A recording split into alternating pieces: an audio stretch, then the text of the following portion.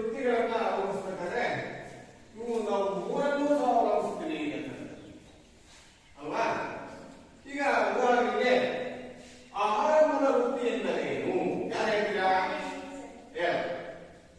ಇದು ಜೀವಿಗಳಿಗೆ ಅಗತ್ಯವಾದ ಆಹಾರವನ್ನು ಒದಗಿಸುವುದು ಉತ್ಪಾದನೆಗೆ ಆಹಾರ ಮೂಲ ವೃತ್ತಿ ಎನ್ನುವುದು. ಜೀವಿಗಳಿಗೆ ಅಗತ್ಯವಾದ ಆಹಾರವನ್ನು ಒದಗಿಸುವುದನ್ನು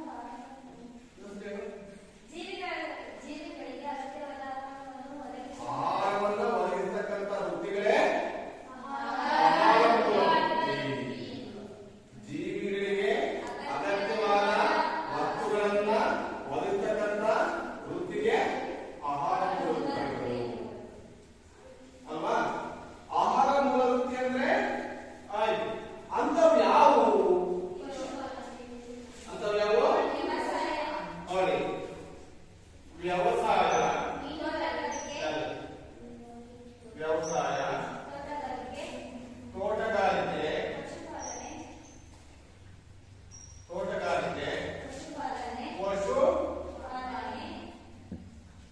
ಪಾಲನೆ, ಮೀನು ಸಾಕಾಣಿಕೆ,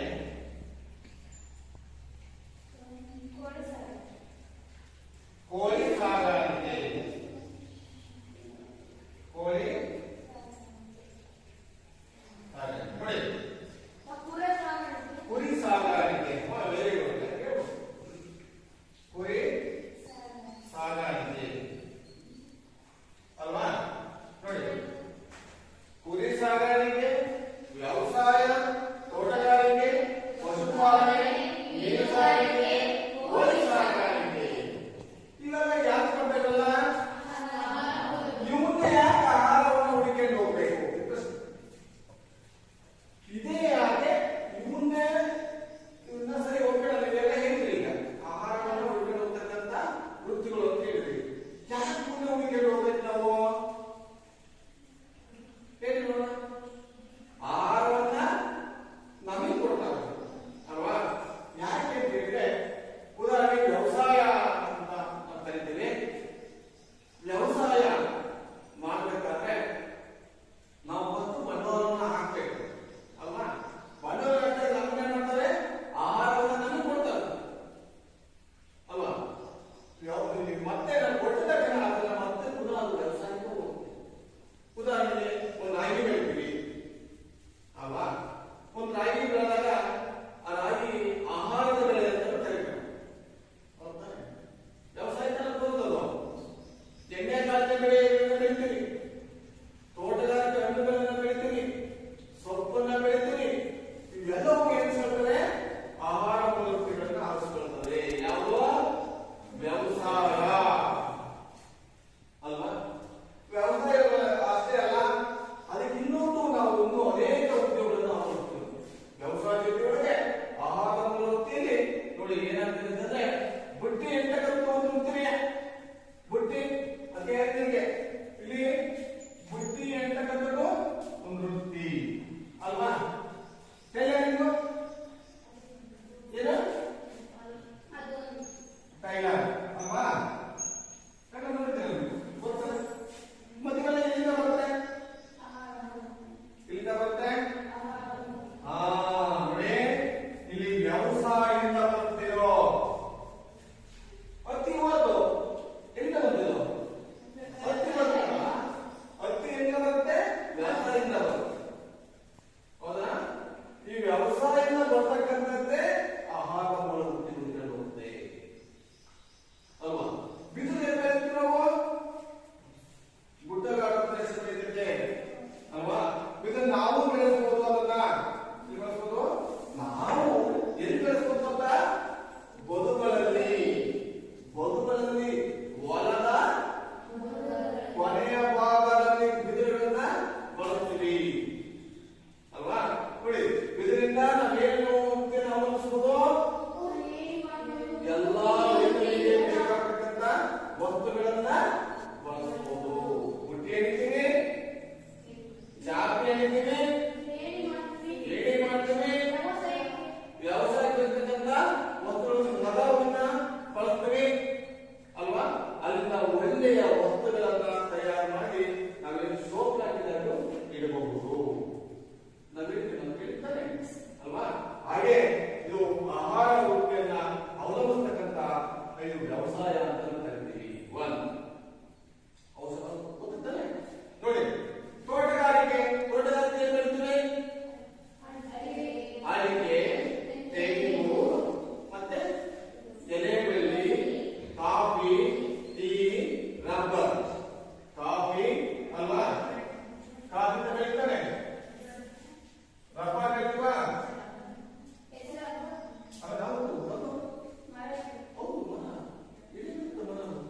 ಆಮೇಲೆ ಮತ್ತೆ ಟೀ, ಮತ್ತೆ ಕಾಫಿ, ಟೀ, ರಬ್ಬರ್, ಅಡಿಕೆ, ಆಮೇಲೆ ತೆಂಗು, ವಿಳೆದೆಲೆ. ನೋಡಿದ್ರೆ ತರಕಾರಿ ನೋಡಿದ್ರೆ ತರಕಾರಿ, ಮತ್ತೆ ಹಣ್ಣು ಅಲ್ವಾ? ನೋಡಿ, ಹಣ್ಣು ಬಂದಾಗ ಅವ್ರು ಎಲ್ಲಿಂದ ಬರ್ತಾರೆ? ಇಲ್ಲಿಂದ ಬರ್ತಾರೆ, ತೋಟಗಾರಿಕೆಯಿಂದ ಬರುತ್ತೆ. ಇಲ್ಲಿಂದ ಬರುತ್ತೆ, ತೋಟಗಾರಿಕೆಯಿಂದ ಬರುತ್ತೆ ಅಲ್ವಾ? ನೋಡಿ, ಈ ಒಟ್ಟು ಸಹ ನಮ್ಮ ಜೀವನಕ್ಕೆ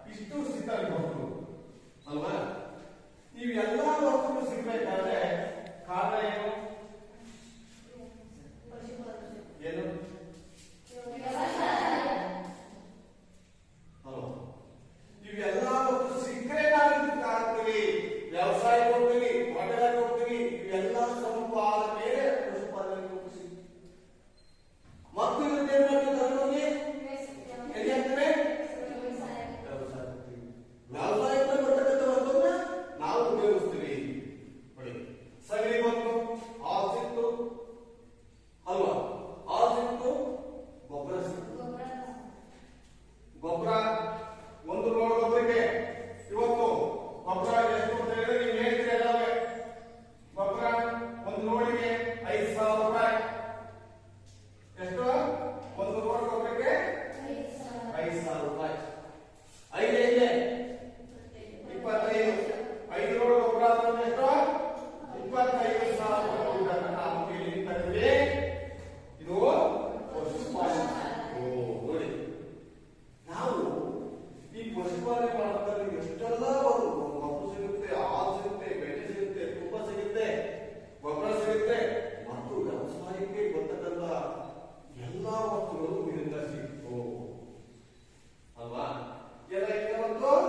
ಯಾಕೆ ಇದನ್ನ ಮಾಡ್ತೀವಿ ಮಕ್ಕಳೀಗ? ಆಹಾರವನ್ನ ಉಪಯೋಗಿಸಿದ್ರು ನಾವು ಮೂಲವೃತ್ತಿಯನ್ನು ಅವಲಂಬಿಸ್ತೀವಿ. ಆಹಾರದ ಮೂಲವೃತ್ತಿಗಳು ಅಂತ ಕರಿತೀವಿ ಅಲ್ವಾ? ಆಯ್ತು, ಪಶುಪಾಲನೆ ಆಯ್ತು. ಮೀನು ಸಾಗಾಣಿಕೆ ಯಾಕೆ ಮೀನು ಯಾಕೆ ತಿನ್ನಕ್ಕೆ ಬರುತ್ತೆ? ಇದು ಒಂದು ಹಣಕಾಸಿನ ಬೆಳೆ ಅಂತ ಕರೀತೀವಿ. ಹಣವನ್ನ ಸಂಗ್ರಹಿಸ್ತೀವಿ, ಮೀನಿನ ಗೊಬ್ಬರವನ್ನು ತಯಾರು ಮಾಡ್ತೀವಿ. ಮೀನಿನ ಗೊಬ್ಬರ ಗೊತ್ತಲ್ಲ? ಬರೀ ತಿನ್ನಕ್ಕೆ ಅಲ್ಲ, ನಮ್ಮ ಆಹಾರ ದೃಷ್ಟಿಯಲ್ಲಿ ನಮಗೆ ಬೇಕಾದಂತ ಪೋಷಕಾಂಶಗಳು ಏನ್ ಸಿಗ್ತವೆ? ಮೀನಿನಿಂದ ಸಿಗುತ್ತೆ. ಅದಕ್ಕೆ ಮೀನಿಂದ ಒಂದೇ ನಮಗೆ ಪೋಷಕಾಂಶ ಸಿಗಲ್ಲ, ನಮಗೆ ಬೇಕಾಗ್ತಕ್ಕಂಥ ಕಣ್ಣಿನ ಒಳ ದೃಷ್ಟಿಗೆ ಮೀನಿನ ನಾವು ಉಪಯೋಗಿಸ್ತೀವಿ. ಕಣ್ಣಿನ ದೋಷ ಅಂತ ಕರೀತಲ್ಲ ಅಲ್ವಾ? ಆ ದೋಷವನ್ನ ನೀಗಿಸೋಕ್ಕೋಸ್ಕರ ನಾವೇನ್ ಮಾಡ್ತೀವಿ? ಮೀನು ಸಾಗಾಣಿಕೆ ಮಾಡ್ತೀವಿ. ಅಷ್ಟೇ ಅಲ್ಲ, ಬೆಳೆಗಳಿಗೆ ಆರ್ಥಿಕ ಬೆಳೆಗಳು ಅಂತ ಕರಿತೀವಲ್ಲ, ಆರ್ಥಿಕ ಬೆಳೆಗಳಿಗೆ ಗೊಬ್ಬರವನ್ನ ತಯಾರು ಮಾಡ್ತೀವಿ. ಮೀನಿನ ಗೊಬ್ಬರ ಅಲ್ವಾ? ನೋಡಿ, ಇದು ಬಹಳ ನಮಗೆ ಗೊತ್ತಾಗ ಮೀನಿನ ಗೊಬ್ಬರ ನೋಡಿದಲ್ಲ? ನೋಡಿದ್ರಲ್ಲ? ನೋಡಿದ್ರಲ್ಲ? ಹೆಂಗಿರ್ತದ? ಎಲ್ಲಿ ಗೊಬ್ಬರ ನೋಡಿ, ವಾಯು ಕೆಟ್ಟು ವಾಸನೆ. ಒಂದು ತಂದಾಡಿಸ್ಕೊಂಡ್ರೆ ಆ ಗೊಬ್ಬರ ಅಷ್ಟು ವಾಸನೆ ಬರ್ತಕ್ಕಂಥ ಆ ಗೊಬ್ಬರ ಏನಾಗಿತ್ತಪ್ಪ ಅಂದ್ರೆ ಭೂಮಿಯನ್ನ ಬೆಳೆಸುತ್ತೆ. ಈ ಭೂಮಿಗೆಲ್ಲ ಗಿಡಗಳಿಗೆ ಬೇಕಾಗಿರ್ತಕ್ಕಂಥ ಪೋಷಕಾಂಶಗಳನ್ನ ಒಳ್ಳೆಯ ಉತ್ತಮವಾದ ಪೋಷಕಗಳನ್ನು ಒದಗಿಸಿಕೊಡುತ್ತೆ ಮೀನಿನ ಗೊಬ್ಬರ ಅಲ್ವಾ? ಅದಕ್ಕೋಸ್ಕರ ನಾವೇನ್ ಮಾಡ್ತೀವಿ? ಮೀನಿನ ಗೊಬ್ಬರವನ್ನು ಸಾರ್ವಜನಿಕ ಹಣದ ಬೆಳೆ ಅಂತ ಕರಿತೀವಿ. ಅದನ್ನ ಮೀನಿನ ಗೊಬ್ಬರವನ್ನ ಬೆಳೆಗಳಿಗೆ, ಆರ್ಥಿಕ ಬೆಳೆಗಳಿಗೆ ಬಳಸ್ತೀವಿ. ಸಣ್ಣ ಸಣ್ಣ ಬೆಳೆಗಳಿಗೆ ಆಗಲಿಲ್ಲ, ಗೊತ್ತಾಯ್ತಾ? ಅದಕ್ಕೆ ಬೇಗ ಬೆಳೆಯಲಿಕ್ಕೆ ಅನುಕೂಲ ಆಗಲಿ ಅಂತ ಮಾಡೋದ್ಗಳನ್ನ ಸ್ವಲ್ಪ ಲೇಟ್ ಆಗಿ ಸ್ವಲ್ಪ ಇಂಪ್ರೂವ್ಮೆಂಟ್ ಆಗುತ್ತೆ. ನಾವು ಏನಾದ್ರು ಬೆಳೆಗಳಿಗೆ ಬೇಗ ಗೊಬ್ಬರ ಹಾಕಿದ ಇಂಪ್ರೂವ್ಮೆಂಟ್ ಆಗುತ್ತಲ್ಲ, ಆಗ ನಮ್ದು ಇಂಜೆಕ್ಷನ್ ಕೊಟ್ಟು ಬೇಗ ಬೇಕೆ ಎಷ್ಟು ಟೈಮ್ ತಗೊಳುತ್ತೆ? ಸುಮಾರು ದಿವಸ ಟೈಮ್ ತಗೊಳುತ್ತೆ. ಬೆಳೆಗಳಿಗೂ ಅಷ್ಟೇ ಒಂದು ಗೊಬ್ಬರ ಹಾಕಬೇಕಾದ್ರೆ ಅಷ್ಟು ವೇಳೆಯನ್ನ ತೆಗೆದುಕೊಂಡು, ದಿನಗಳನ್ನು ತೆಗೆದುಕೊಂಡು ಆ ಬೆಳೆ ಹಸಿರಾಗಲಿಕ್ಕೆ ಕಾಲಾವಕಾಶ ಬೇಕಾಗುತ್ತೆ. ನೋಡಿ, ಅದಕ್ಕೆ ಇದು ಸಹ ಒಂದು ಮೀನು ಸಾಕಾಣಿಕೆ ಒಂದು ಉತ್ತಮವಾದ ಬೆಳೆ ಅಂತ ಕರಿತೀವಿ. ಇದು ಒಂದು ಉತ್ತಮವಾದ ವೃತ್ತಿಯನ್ನ ನಾವು ಅವಲಂಬಿಸಬಹುದು ಅಂತ ಗೊತ್ತಾ? ಇದು ಆಹಾರವನ್ನ ಹುಡುಕಿಕೊಂಡು ಹೋಗ್ತಕ್ಕಂಥ ವೃತ್ತಿ ಅಂತ ಕರಿತೀವಿ ಅಲ್ವಾ? ಹಾಗಾದ್ರೆ ಕೋಳಿ ಸಾಗಾಣಿಕೆ, ಕೋಳಿಗಳನ್ನು ಸಾಕತೆ ಯಾಕೆ ಅಲ್ವಾ? ಮಾಂಸಾಹಾರಿ. ಸಾಮಾನ್ಯವಾಗಿ ನಾವು ಇಷ್ಟೊಂದು ಜನ ಸೇರ್ಕೊಂಡು ಇಷ್ಟು ಕೋಟಿ ಜನ ನಾವು ಎಷ್ಟು ಕೋಟಿ ಜನ ಎಷ್ಟು ಕೊಟ್ಟಿದ್ದೀವಿ? 7 ಕೋಟಿ ಜನ ಹೌದಲ್ಲ? 7 ಕೋಟಿ ಇದಾವ? 7 ಕೋಟಿ ಜಾಸ್ತಿ ಅಲ್ವಾ? 7 ಕೋಟಿಗಿಂತಲೂ ಜನಕ್ಕೆ ನಾವು ಆಹಾರ ವ್ಯವಸ್ಥೆ ಹುಡುಗಾಟ ಮಾಡಿಲ್ಲ. ಯಾಕೆಂದ್ರೆ ಈಗ ನಾವು ನಮ್ಮದೇ 4 ಜನ ಬಂದ್ರೆ 4 ಹುದ್ದೆ ಮಾಡ್ಕೊಂಡಿರ್ತೀವಿ. ಇನ್ನೊಬ್ರು ಬಂದ್ರೆ ಹೆಂಗೆ ಅಂತ ಯೋಚನೆ ಮಾಡಿ ಇನ್ನೊಬ್ರು ತಕ್ಷಣ ಬಂದ್ಬಿಡ್ತಾರೆ. ಅವು ಎಲ್ಲ ಖಾಲಿ ಆಗುತ್ತೆ. ತಕ್ಷಣ ಮಾಡಕ್ಕಾಗುತ್ತಾ? ಇಲ್ಲ ಅಲ್ವಾ? ಅದಕ್ಕೋಸ್ಕರ ಈ ಕೋಳಿ ಅಂತಕ್ಕಂಥದ್ದಿದೆಯಲ್ಲ, ನಾವು ಬೆಳೆದೆಲ್ಲರೂ ನಾವು ಅದಕ್ಕೆ ಮಾರಾಟ ಮಾಡೋಣ.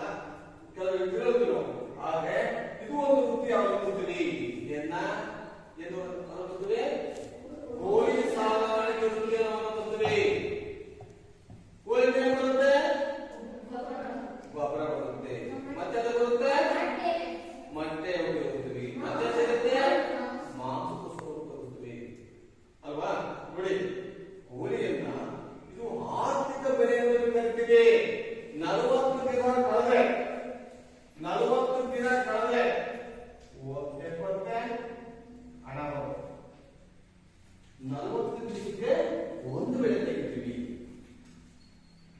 ಬರ್ತೇನಪ್ಪ 45 ದಿವಸ. ಆ ಫಾರ್ಮ್ ಅಲ್ಲಿ 40 ಸಿಗುತ್ತೆ.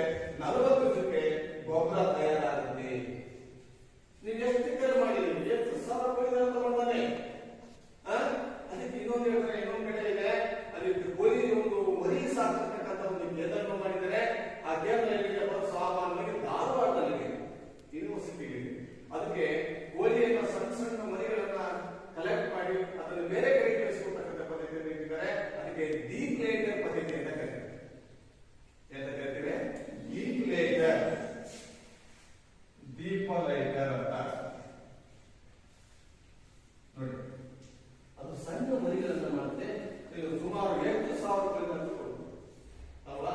ಅದು ಮರಿಗಳನ್ನ ಮಾಡಿ ನಿಮ್ಮಲ್ಲಿ ಎಲ್ಲಿ ಕೋಳಿ ಫಾರ್ಮ್ ಅಂತ ಅಲ್ಲಿ ಕಳಿಸ್ತಾರೆ. ಅವಾಗ ನೀವು ಒಂದು ಸಾಕಿಬಿಟ್ಟು ಹೊರಗಡೆ ಮಾರಾಟ ಮಾಡಿ ನೋಡಿ.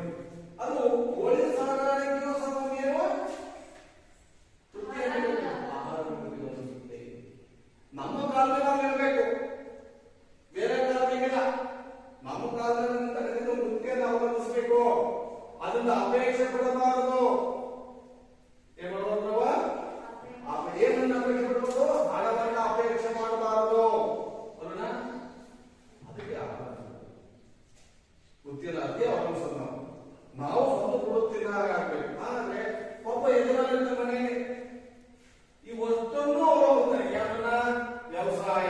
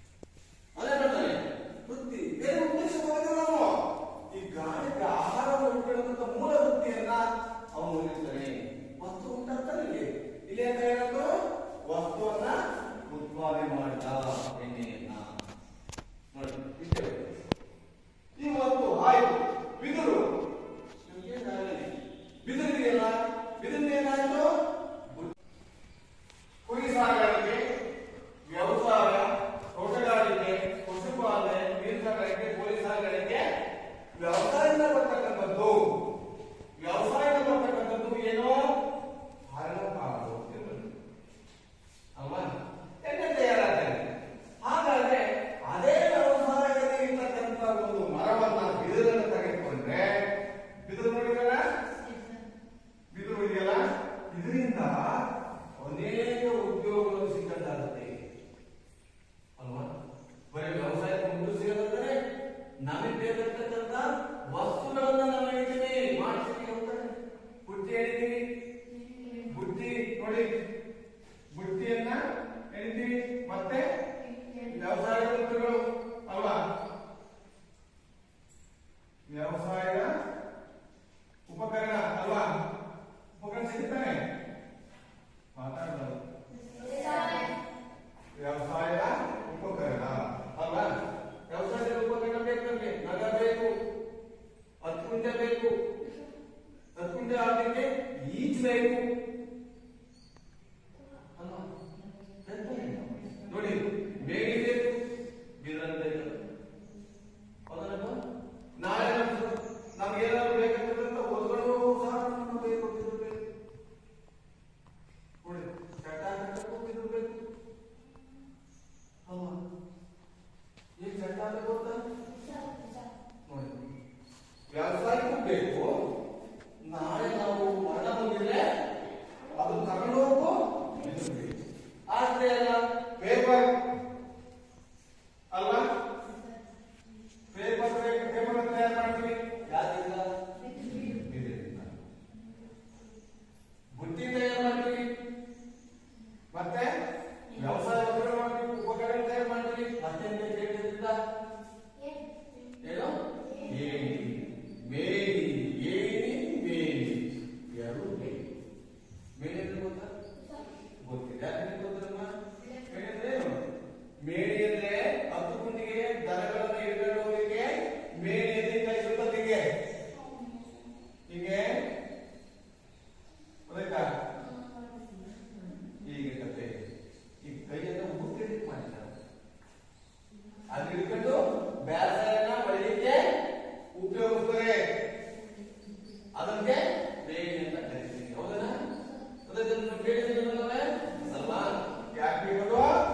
ಇದು ಸಹ ಮಾಡಲಿಕ್ಕೆ ಬಿದಿರು ಬೇಕು. ನೋಡಿ, ಇವು ಎಲ್ಲ ವಸ್ತುಗಳನ್ನ ತಯಾರಾಗಬೇಕಾದ್ರೆ ಮುಖ್ಯವಾದ ಪಾತ್ರವನ್ನು ವಹಿಸುತ್ತೆ ಯಾವುದು? ವ್ಯವಸಾಯ. ಅದಕ್ಕೆ ಒಂದು ವಸ್ತುವನ್ನ ಯಾಕೆ ತಯಾರು ಮಾಡ್ತೀವಿ? ಬಿದಿರಿಗೆ ಬೆಳಗ್ಗೆ ವಸ್ತು ಗೊತ್ತಾಗ್ತಿಲ್ಲ, ಅದಕ್ಕೆ ವಸ್ತುವನ್ನ ತಯಾರಾಗಿ ಪೇಪರ್ ಬುಟ್ಟಿ ವ್ಯವಸಾಯ ಅಲ್ವಾ? ಆ ನಂತರ ಮತ್ತೆ ಏನ್ ತಯಾರು ಮಾಡೋದು? ಮತ್ತೆ ವಸ್ತುಗಳನ್ನು ಯಾಕೆ ತಯಾರು ಮಾಡ್ತೀರಾ? ಒಂದು ಗ್ಲಾಸ್ ತೆಗೆದುಕೊಳ್ಳಿ. ಯಾವ ಗ್ಲಾಸು? ಯಾರೋ ಒಬ್ಬ ಕುಡಿದು ಬಿಸಾಕಿರ್ತಾನೆ ತಿಳ್ಕೊಳ್ಳಿ ಅಲ್ವಾ? ಬಾಟಲ್, ಬಾಟಲ್ ಅನ್ನ ಒಂದು ದಾರ ಕಟ್ಟಿಟ್ಟು ಒಂದು ವಸ್ತುಗಳನ್ನ ನಿಲ್ಲಿಸಬಹುದು. ಇಲ್ಲಿಗೆ ಒಂದು ಉರೆಯನ್ನ ಕಟ್ಟಿಬಿಟ್ಟು ಮೇಲಕ್ಕೆ ಹೋಗುತ್ತೆ. ಇದು ಬೀಜಲಾಗಿ ವ್ಯವಸ್ಥೆ ಮಾಡಬಹುದು. ನೋಡಿ, ಬೇಕಿರತಕ್ಕಂಥ ವಸ್ತುಗಳನ್ನ ಪುನಃ ಉತ್ಪಾದನೆ. ಪ್ಲಾಸ್ಟಿಕ್ ಬಿಸಾಕ್ತೀವಿ ಅಲ್ವಾ? ಆ ಬಿಸಾಕಿದ ವಸ್ತುಗಳನ್ನ ದಾನ ಮಾಡಿ ಉರಿಯನ್ನ ಮಾಡಬಹುದು ಅಲ್ವಾ?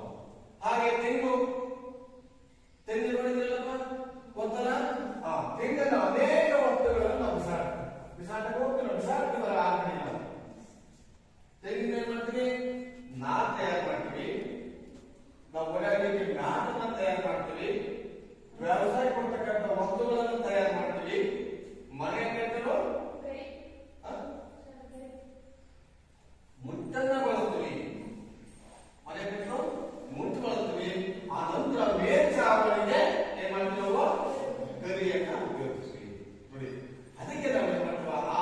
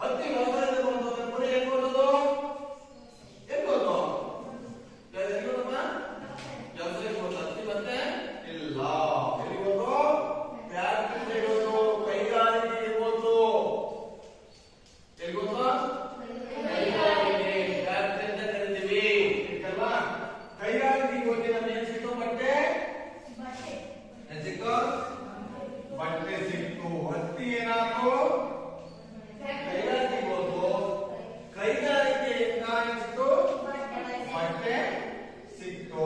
ಅಲ್ಲಿಂದ ಸಿಕ್ತ ನಮ್ಗೆ ಎಲ್ಲಿ ಗೊತ್ತು? ಸಹ ಕೈಗಾರಿಕೆಗೆ ಗೊತ್ತು. ಸಹ ಕೈಗಾರಿಕೆ ಕೇಳಿದಲ್ಲ? ಸಹ ಕೈಗಾರಿಕೆ ಅಂದ್ರೆ ಮನುಷ್ಯರು ಮಾತ್ರದಂತ ವಸ್ತುಗಳನ್ನು ತಯಾರು ಮಾಡಿದ ಅನೇಕ ವಿಧವಾದ ಬಟ್ಟೆ ಡಿಸೈನ್ಸ್ ಎಲ್ಲ ಬಟ್ಟೆಗೆ ಹೋಗುತ್ತೆ. ಅದಕ್ಕೆ ಸಹ ಕೈಗಾರಿಕೆಯಿಂದ ಹೋಗುತ್ತೆ. ಅದಕ್ಕೋಸ್ಕರ ಸಹ ಕೈಗಾರಿಕೆ ಹೋಗಿ ನಮಗೆ ಬೇಕಾಗಿರ್ತಕ್ಕಂಥ ಬಟ್ಟೆಗಳನ್ನು ನಾವು ಕೊಳ್ತೀವಿ ಅಲ್ವಾ? ನೋಡಿ, ಹೊತ್ತಿದೆ ಎಲ್ಲಿ ಸಿಕ್ತದೋ ವ್ಯವಸಾಯ ಸಿಕ್ತು, ಆ ವಸ್ತು ಉತ್ಪಾದನೆ ಮಾಡ್ತಕ್ಕಂಥ ವಸ್ತುಗಳಿಗೆ ನಮ್ಗೆ ಸಿಕ್ತು. ಅನೇಕ ವಸ್ತುಗಳು ಒಂದೇ ಅಲ್ಲ. ಹಾಗಾಗಿ ನಾವೇನಪ್ಪ ಅಂತಂದ್ರೆ ವ್ಯವಸಾಯದಲ್ಲಿ ಏನ್ ಸಿಗುತ್ತೋ ಅದು ಪುನಃ ಮತ್ತೆ ಸಹ ಕೈಗಾರಿಕೆ ಹೋಗುತ್ತೆ. ಕೈಗಾರಿಕೆಯಿಂದ ಮತ್ತೆ ಪುನಃ ನಮಗೆ ವಸ್ತುಗಳು ಸಿಗ್ತವೆ. ಆಯ್ತು, ನೀವು ಮತ್ತೆ ಹೇಳಿದ್ರೆ ಮತ್ತೊಂದು ವಸ್ತು ತಗೊಂಡ್ರೆ, ಉದಾಹರಣೆ ಮರ ಇದೆ ಅಲ್ವಾ? ಮರ ನೋಡಿದ್ರೆ ನೀವು ನೋಡಿದ್ರೆ ಅಲ್ಲ, ದೊಡ್ಡ ದಿಂಬಿ ಇದೆ, ದೊಡ್ಡದೊಂದು ದಿಂಬಿ ಇದೆ ಅಲ್ವಾ? ಆ ಮರವನ್ನು ನಾವು ಹಂಗೆ ಬಿಟ್ರೆ ಅದೇನಾಗುತ್ತೆ? ಏನಾಗುತ್ತೆ? ಏನಾಗುತ್ತೆ? ಹೊಳೆದು ಹೋಗುತ್ತೆ ಅಲ್ವಾ? ಹಾಗಾದ್ರೆ ಒಂದು ಆಕಾರ ಕೊಡ್ಬೇಕಾರೆ ಆಕಾರ ಕೊಡ್ಬೇಕಿಲ್ಲ? ಮತ್ತೆ ಎಂತ ಆಕಾರ ಕೊಡ್ತೀರಾ?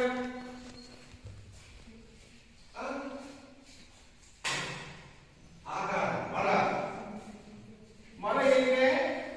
ಇದು ಮರವನ್ನ ಬೆಳೆಸಿದ್ವಿ ನಾವು ಅಲ್ವಾ?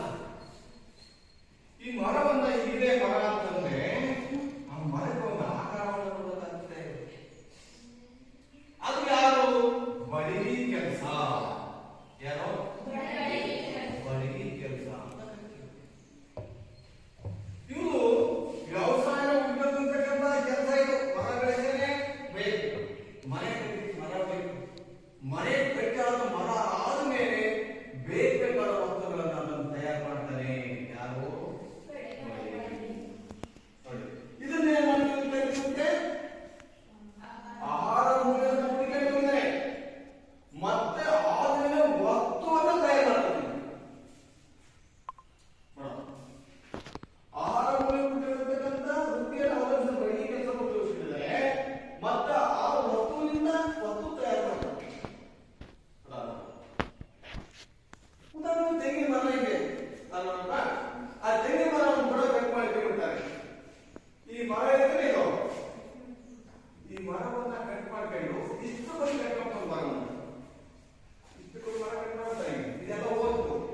ನೀವು ಡೊಳ್ಳು ನೋಡಿದ್ರೆ ಡೊಳ್ಳು ಡೊಳ್ಳು ಡೊಳ್ಳು ಗೊತ್ತಲ್ಲ? ಚಬಳ ಅಂತ ಬಿಡ್ತಾರೆ. ಈ ಡೊಳ್ಳನ್ನು ಮಾಡ್ತಾರೆ. ಒಟ್ಟು ಕಿಳಿ ಅಂತ ತೆಗೆದುಬಿಟ್ಟು ಇದಕ್ಕೆಲ್ಲ ಇದನ್ನು ಕಟ್ತಾರೆ.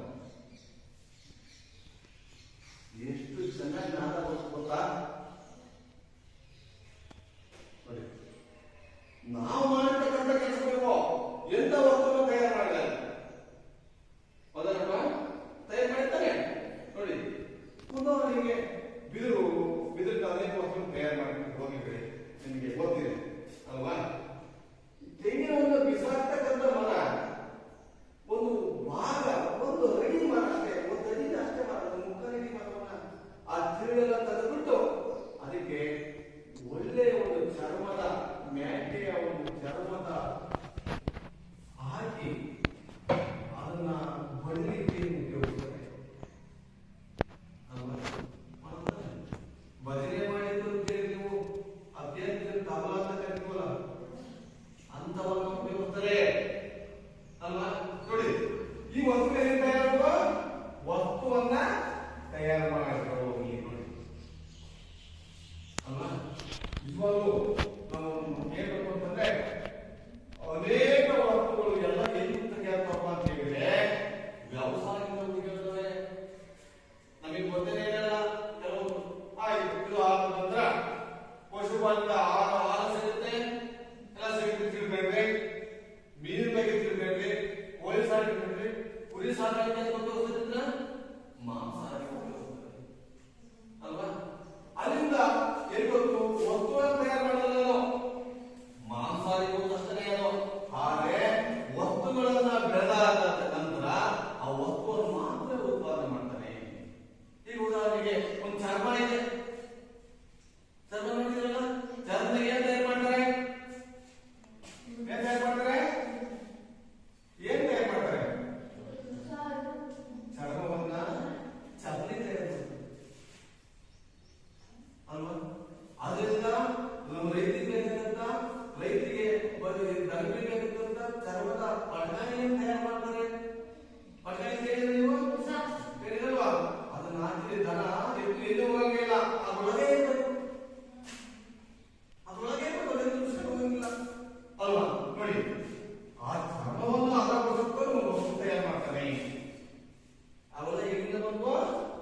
ಇವೆಲ್ಲವೂ ಆಹಾರವನ್ನು ವೃತ್ತಿ ಒಳಗೆ ವೃತ್ತಿಯನ್ನು ಅವಲಂಬಿಸಿದರೆ ಮತ್ತದರಿಂದ ವಸ್ತುವನ್ನ ತಯಾರು ಮಾಡ್ತಾರೆ.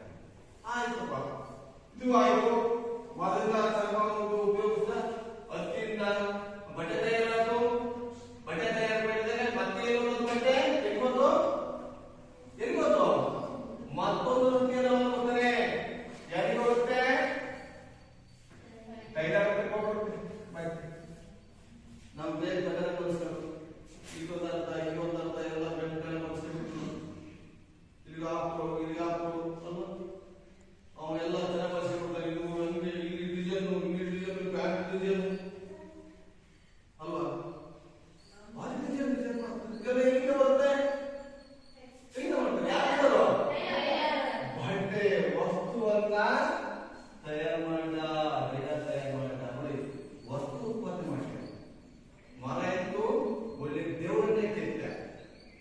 ಬಟ್ಟೆ ಇತ್ತು, ವಿಧ ಬಟ್ಟೆಯನ್ನ ಜೋಡಿಸ್ಬಿಟ್ಟು ನಮಗೆ ಮಾರಾಟ ಮಾಡ್ತಾನೆ. ಯಾಕೆ ಮಾರಾಟ ಮಾಡ್ತಾನೆ? ನಾವೆಲ್ಲದೆ ವಸ್ತುವನ್ನ ತಯಾರು ಮಾಡಿ ಪುನಃ ನಾವು ಕೊಡ್ತೀವಿ. ಯಾಕೆ ಕೊಡ್ತೀವಿ? ಸಮಾಜಕ್ಕೆ ಕೊಡ್ತೀವಿ. ಹೌದಾನೆ? ಸಮಾಜ ಕೊಡ್ತಾನೆ ನಾವೇನ್ ಕೇಳ್ತೀವ? ಇಲ್ಲ. ಅದಕ್ಕೋಸ್ಕರ ವಸ್ತು ಉತ್ಪಾದನೆ ಅಂತ ಕರಿತೀವಿ. ಅದನ್ನ ಜೀವಿಗಳಿಗೆ ಅಗತ್ಯವಾದ ವಸ್ತುಗಳನ್ನ ಉತ್ಪಾದನೆ ಮಾಡಬೇಕು ಅಲ್ವಾ? ಆ ನಂತರ ಅನುತ್ಪಾದನೆ